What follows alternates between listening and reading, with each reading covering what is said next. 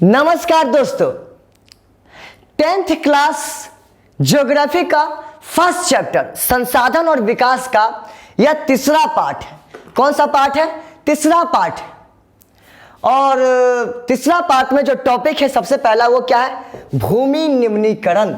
क्या है? भूमि निम्नीकरण यानी कि लैंड डिग्रेडेशन। अब ये लैंड डिग्रेडेशन का क्या मतलब होता है, भूमि निम्नीकरण का क्या मतलब होता है, ये टॉपिक बहुत ईजी है, समझ में आ जाएगी आप लोगों के, कुछ नहीं है समय। वह प्रक्रिया जिसमें भूमि खेती के अयोग्य हो जाती है, वह प्रक्रिया जिसमें भूमि खेती के अयोग्य हो जाती है। The process in which land becomes unfit for cultivation is called land degradation. देखो जैसे ये लैंड है, माइनिंग कर दिया, ये ट्रैक्टर छोटा सा दिख रहा होगा आप लोगों को, नहीं दिख रहा होगा, मुझे नहीं लग रहा है, तो छोटा सा ट्रैक्टर है, खनते गया, माइनिंग करते गया और लैंड बर्बाद हो गया। अब यहाँ पर क्या होगा? एग्रीकल्चर नहीं होगा, तो इसी भूमि को भूमि निम्नीकरण कहा जाता है। क्लियर हुआ ये कि जहां पर एग्रीकल्चर करना संभव नहीं होगा। देखो अब इसमें कैसे एग्रीकल्चर होगा, कृषि होगा, तो याद करो जल्दी, क्या है? वह प्रक्रिया जिसमें भूमि खेती के अयोग्य हो जाती है। बोलो, वह प्रक्रिया जिसमें भूमि खेती के अयोग्य हो जाती है, वह प्रक्रिया जिसमें भूमि खेती के अयोग्य हो जाती है, वह प्रक्रिया जिसमें भूमि खेती के अयोग्य हो जाती है, उसे भूमि निम्नीकरण कहा जाता है। The process in which the land becomes unfit for cultivation. The process in which land becomes unfit for cultivation. The process in which land becomes unfit for cultivation is called land degradation. क्या? land degradation। और ये example आप समझ सकते हो। आगे देखो, भूमि निम्नीकरण के क्या कारण है? causes of land degradation। क्या कारण है इनका? सबसे पहला तो खनन के कारण, वही आए समझ में, खनन के कारण गड्ढे हो जाते हैं जिससे भूमि का उपयोग खत्म हो जाता है। Mining leads to deep pits which ends the use of land। Clear? यानी कि गड्ढे खोद खा दो कहीं भी और छोड़ दो ऐसे ही, क्या उस पर एग्रीकल्चर हो पाएगा? उस जमीन का कोई उपयोग हो पाएगा? कोई उपयोग नहीं होगा, खराब हो जाएगा, निम्नीकरण हो जाएगा।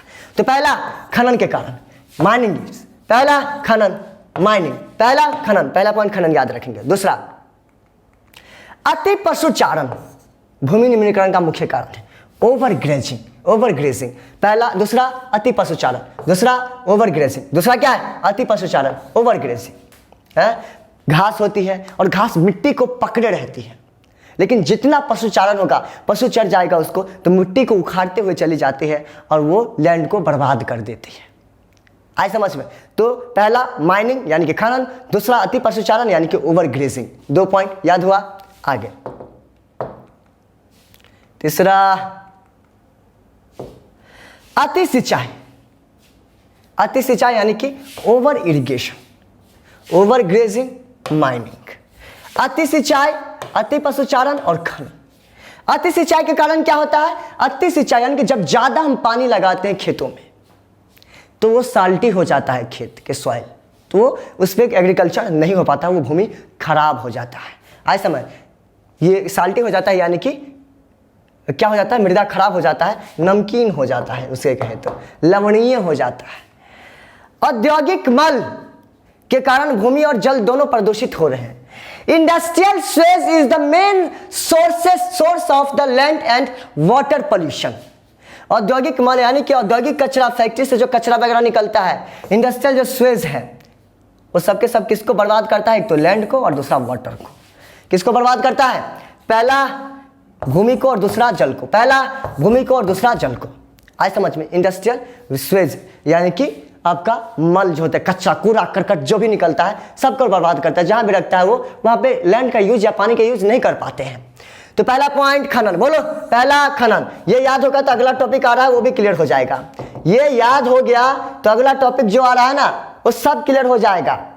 पहला खनन, पहला खनन, दूसरा अति पशुचारण, दूसरा अति पशुचारण, तीसरा अति सिंचाई। क्या है अति सिंचाई? चौथा औद्योगिक मल, माइनिंग, ओवरग्रेजिंग, सॉरी ये नहीं है, ओवरग्रेजिंग, फिर उसके बाद ओवर इरिगेशन और इंडस्ट्रियल स्वेज। आगे वनों की अंधाधुंध कटाई। पहला इनडिस्क्रिमिनेट फॉर डिफॉरेस्टेशन क्या है? Deforestation. Indiscriminate deforestation has resulted in the degradation of the land. क्या है? वनों की अंधाधुंध कटाई, वनों की अंधाधुंध कटाई। पहला खनन, दूसरा अति पशुचारण। पहला बोलो, पहला खनन, दूसरा अति पशुचारण, तीसरा अति सिंचाई, औद्योगिक मल, वनों के अंधाधुंध कटाई। बोलते रहो जोर से, बोलो, खनन, अति पशुचारण, अति सिंचाई, औद्योगिक मल, वनों के अंधाधुंध कटाई। Mining, over grazing, over irrigation, industrial Suez, deforestation. क्या है? डिफॉरेस्टेशन। क्या है? Deforestation, over grazing, industrial Suez, और उसके बाद है ओवर ग्रेजिंग और माइनिंग। क्लियर? ये याद हो गया, ये याद हो जाएगा आप लोगों को, तो आगे जो टॉपिक करवाऊंगा वो भी याद हो जाएगा, पूरा याद ही हो जाएगा। क्या है? अब देखो रिजल्ट इसका ठीक उल्टा है। क्या?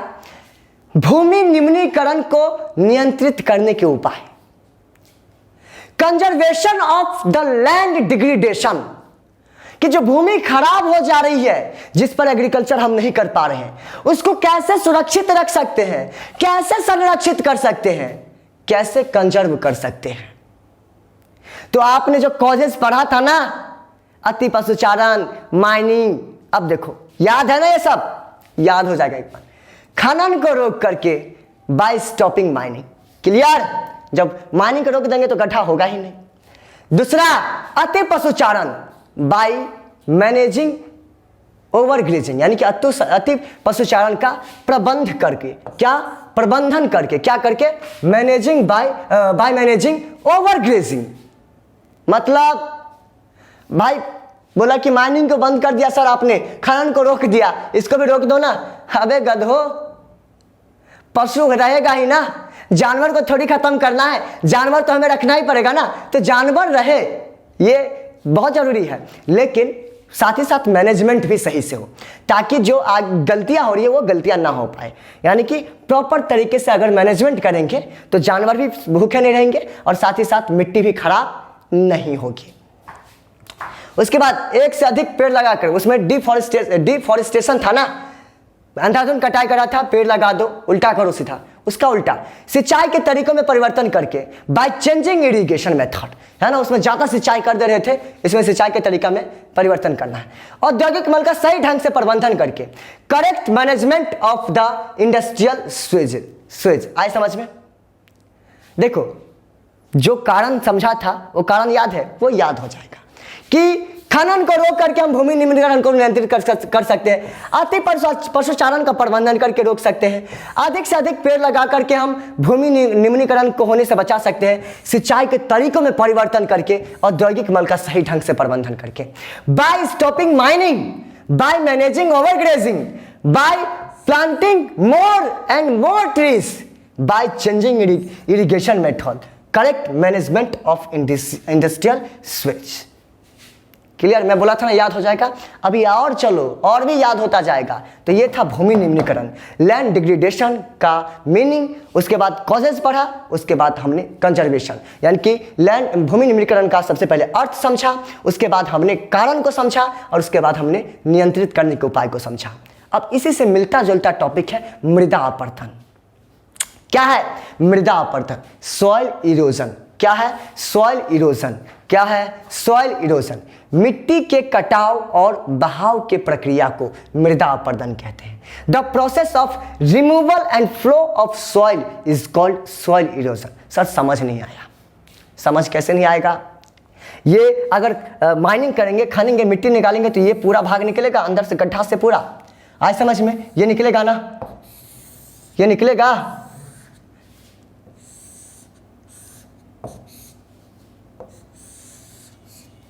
ये निकलेगा पूरा गड्ढा से।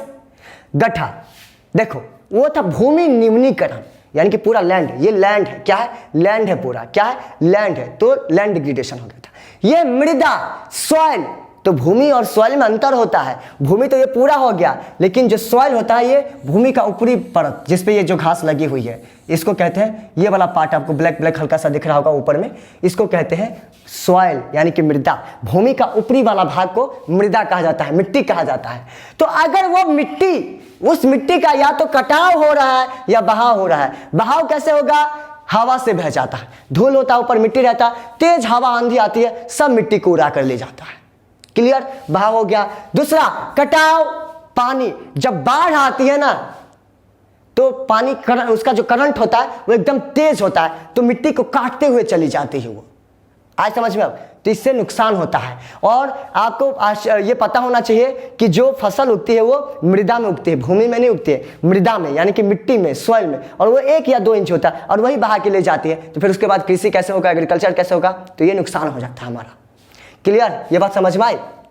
तब याद करो, बोलो। मिट्टी के कटाव और उसके बहाव के प्रक्रिया को मृदा अपरदन कहा जाता है। मिट्टी के कटाव और उसके बहाव के प्रक्रिया को मृदा अपरदन कहा जाता है। मिट्टी के कटाव और उसके बहाव के प्रक्रिया को मृदा अपरदन कहा जाता है।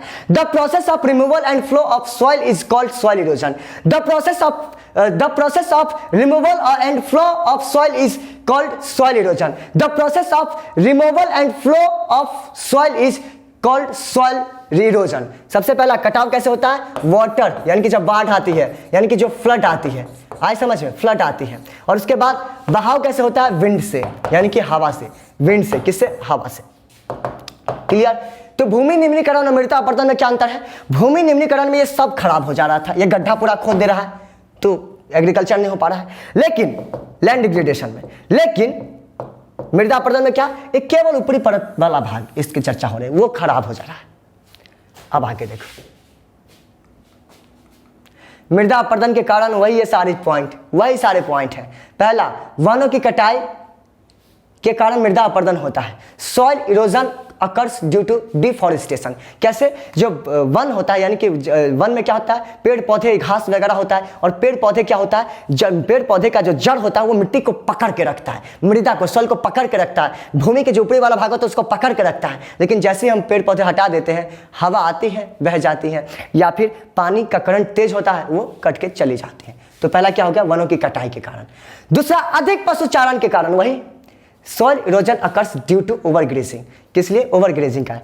घास मिट्टी को पकड़ के रखती है, जैसे ही जानवर मुंह से पकड़ते और खींचती है जैसे, तो वो मिट्टी बिखर जाती है और मिट्टी वो हवा के कारण या फिर बहाव के कारण बह जाएगा। वो अधिक वर्षा के कारण मृदा अपरदन होता है। ज़्यादा वर्षा होगा तो फ्लड आ जाएगा। फिर उसके बाद बाढ़ आने के कारण, ये वही पॉइंट है। नदियों के तेज बहाव के कारण, अगर जो रिवर है, रिवर में तेज बहाव होगा, करंट होगा, यानी कि soil erosion occurs due to the rapid flow of rivers. बहाव जो करंट है वो तेज होगा तो क्या होगा, आसपास की मिट्टी को काटती हुई चली जाएगी, काटती बहा देगी पूरी मिट्टी को। क्लियर। तो पहला पॉइंट क्या है, पहले ये देख लेते हैं। पहाड़ी ढालों पर ढाल की ओर खेत जोतने के कारण। आज समझ, पहाड़ पर खेती कैसे होता है, एकदम प्लेन होता है पहाड़, यानी कि देखो कुछ इस टाइप का पहाड़ होता है ना, अबे भाई कुछ इस टाइप का पहाड़ होता है, आज समझ में, तो इस पे खेती होता है। अब इस पे मिट्टी डालेगा तो क्या होगा, एक ही बार वर्षा होगी सब बह जाएगा, एक ही बार वर्षा होगी सब बह जाएगा। तो इससे क्या हो गया, मृदा अपरदन हो गया। क्लियर। अब इसका उपाय भी समझेंगे। तो पहला, वनों की कटाई हो रहा है, अधिक पशुचारण हो रहा है, अधिक वर्षा हो रहा है, बाढ़ आ रहा है, नदियों का तेज बहाव आ रहा है, और पहाड़ी ढालों पर ढाल की ओर खेती कर रहे हैं। सॉइल क्या हो रहा है, डिफॉरेस्टेशन के कारण, ओवर ग्रेजिंग के कारण, एक्सेस रेनफॉल, फिर उसके बाद फ्लड आ रहा है, रैपिड फ्लो ऑफ रिवर्स के कारण, और उसके बाद ploughing the field towards the slope on the हिल। आए समझ में, खेती हम उसके ढाल के ओर ही कर रहे हैं, तो इसलिए होता है। ये समझ में आया, मिट्टी से बह जाता है, कट जाता है।